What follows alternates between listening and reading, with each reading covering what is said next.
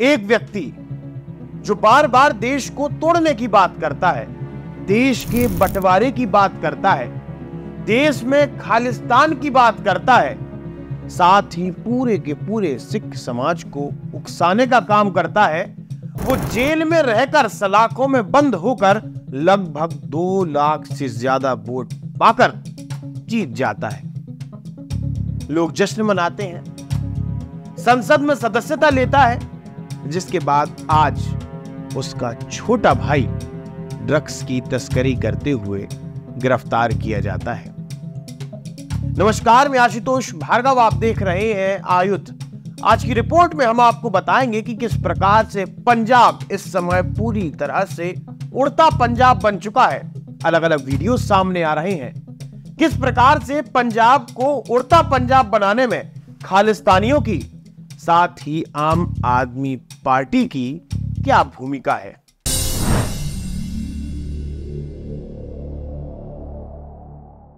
पंजाब की खडूर साहिब लोकसभा सीट से खालिस्तानी अमृतपाल सिंह चुनाव जीतकर संसद में पहुंचा।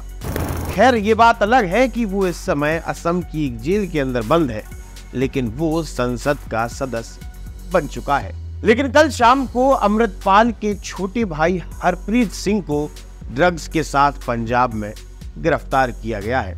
अमृतपाल के भाई के पास ICE नाम का ड्रग बरामद हुआ है। पुलिस प्रशासन ने इस बात की पुष्टि तो नहीं की कि वो ड्रग कितनी मात्रा में था, लेकिन सूत्रों के मुताबिक ये सामने आया है कि ड्रग की क्वांटिटी लगभग 5 ग्राम से 10 ग्राम हो सकती है। अब सवाल यही है कि पंजाब में लगातार अलग अलग पार्टियों की सरकार बनती है। हाल फिलहाल में आम आदमी पार्टी की सरकार पंजाब के अंदर है।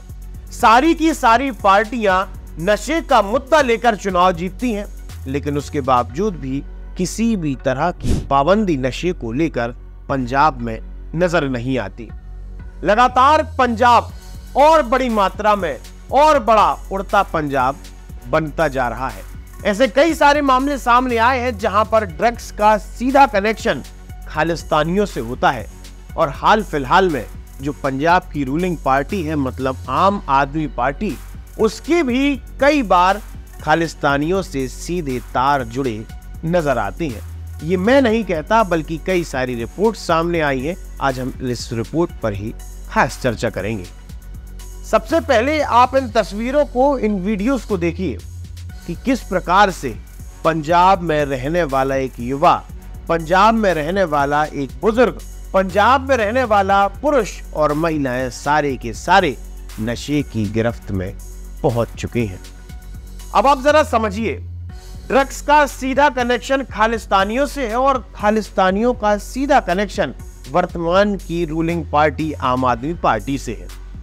अब शुरुआत की बात करेंगे जब साल 2014 में दिल्ली के मुख्यमंत्री अरविंद केजरीवाल ने इकबाल सिंह नाम के एक व्यक्ति को ये चिट्ठी लिखी थी कि हमारी सरकार भुल्लर को छुड़ाने के लिए पूरी तरह से संवेदनशील है, जिसके चलते ही दिल्ली के मुख्यमंत्री अरविंद केजरीवाल ने राष्ट्रपति को पत्र लिखने की बात कही थी। असल में भुल्लर भारत में प्रतिबंधित संगठन ISYF का कार्यकर्ता है और भुल्लर पढ़ा लिखा व्यक्ति है। भुल्लर ने एक बॉम्ब ब्लास्ट किया था जिसमें कई सारे लोगों की जान गई थी, तो वहीं दर्जनों लोग घायल भी हुए थे, जिसके बाद भुल्लर को जेल भेजा गया और 25 साल जेल में रहने के बाद भुल्लर को 2016 में पहली बार पेरोल पर जेल से बाहर निकाला गया। सुप्रीम कोर्ट ने भुल्लर की फांसी की सजा को आजीवन कारावास में परिवर्तित कर दिया था। इसी के साथ साल 2014 में ही अरविंद केजरीवाल विदेश यात्रा करने जाते हैं, जहां पर उनकी मुलाकात खालिस्तानी एक्टिविस्ट से होती है।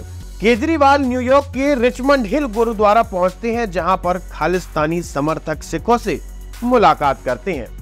2014 में आम आदमी पार्टी के कार्यकर्ता रहे मनीष कुमार रायजाद ने न्यूयॉर्क के गुरुद्वारे में केजरीवाल और सिख नेताओं की मुलाकात की जो तस्वीरें थीं वो ट्विटर पर भी पोस्ट की थी। अब हम साल 2017 पर आते हैं, जब पहली बार पंजाब के अंदर आम आदमी पार्टी ने ताल ठोकी थी।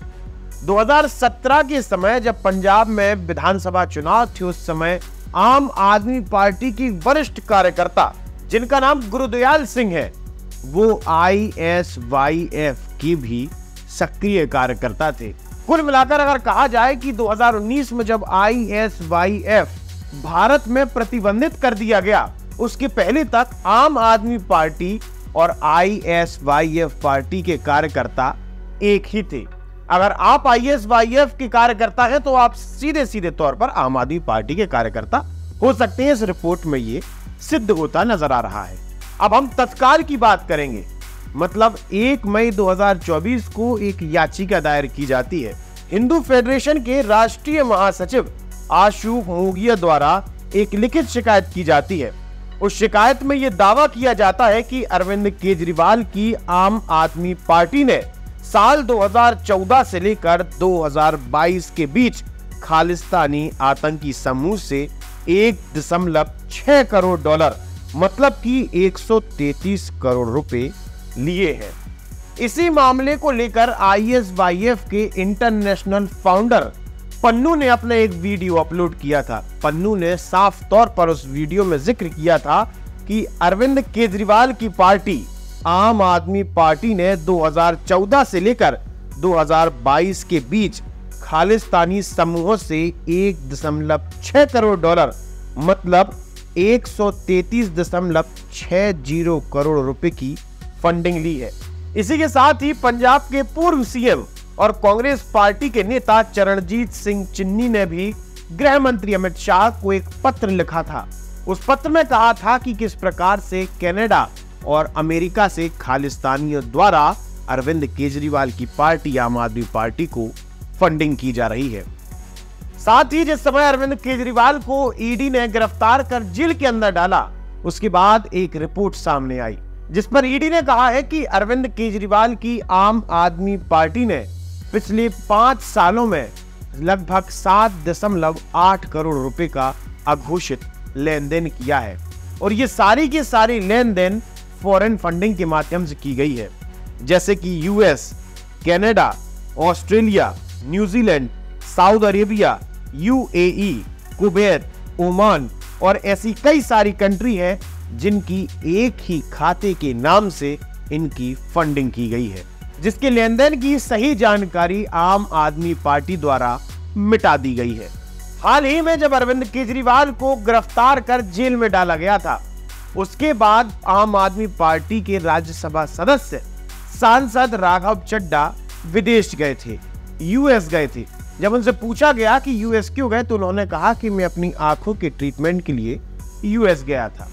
लेकिन इसी दौरान ट्रीटमेंट कराते कराते उनकी मुलाकात हुई वहां की लेबर पार्टी की सांसद और खालिस्तानी एक्टिविस्ट प्रीत गिल से।